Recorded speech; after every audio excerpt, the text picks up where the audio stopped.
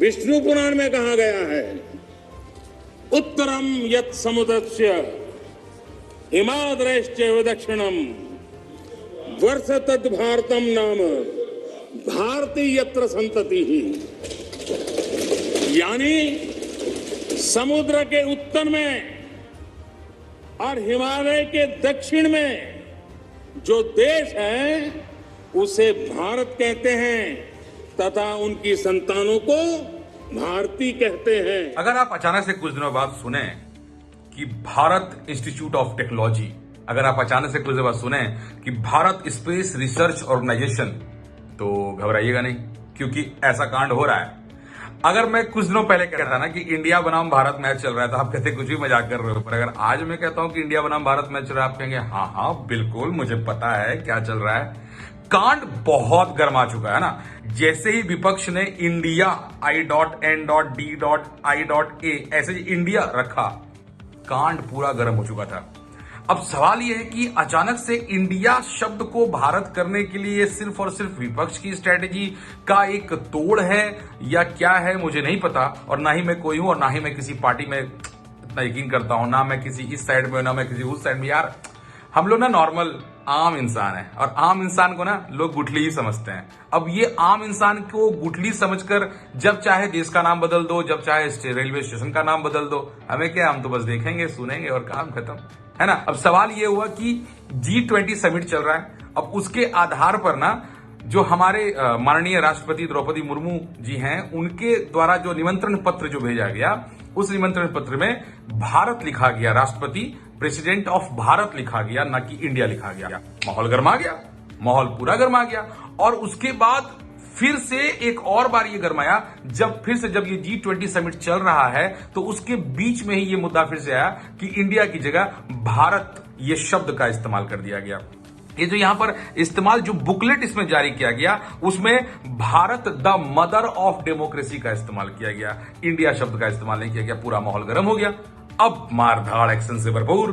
पक्ष का कहना है कि भारत होना चाहिए क्योंकि पहले से ही भारत है, इंडिया जबरदस्ती थोपा गया है। अब सवाल ये उठता है, हमें सबसे पहले मैं आपको ये बताऊंगा कि भारत जो ये नाम बदलने वाला है, क्या पहले भी कोई देश है जिनका नाम पहले बदला जा चुका है? जी हां।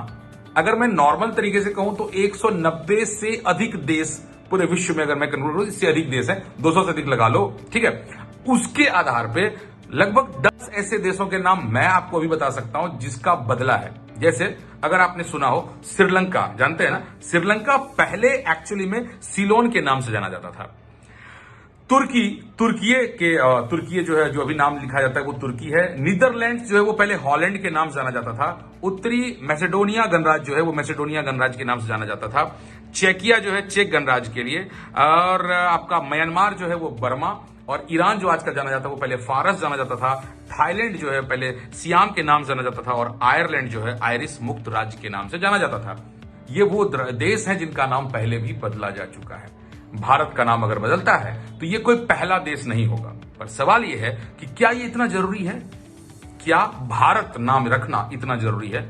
अगर ऐसा होता है तो क्या होगा? खर्च क्या आएगा?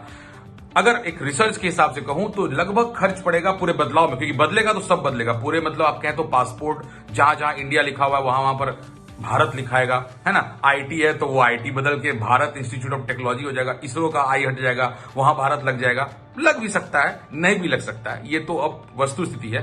पर लगभग एक अनुमानित 14,000 करोड़ रुपए का खर्च आएगा इसमें। जो पूरे जो राशि है उसका 6% खर्च है ये।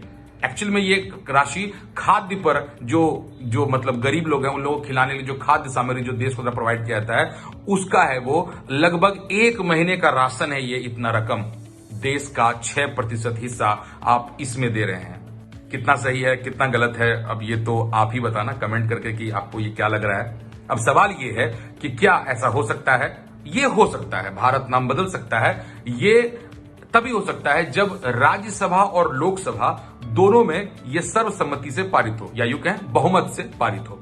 अब अगर किसी एक भी जगह यह पारित नहीं हुआ तो दिक्कत हो जाएगी, मुश्किल राज्यसभा में आ सकती है, वहां पर थोड़ा ये मुश्किल हो सकता है, पेच लड़ सकता है।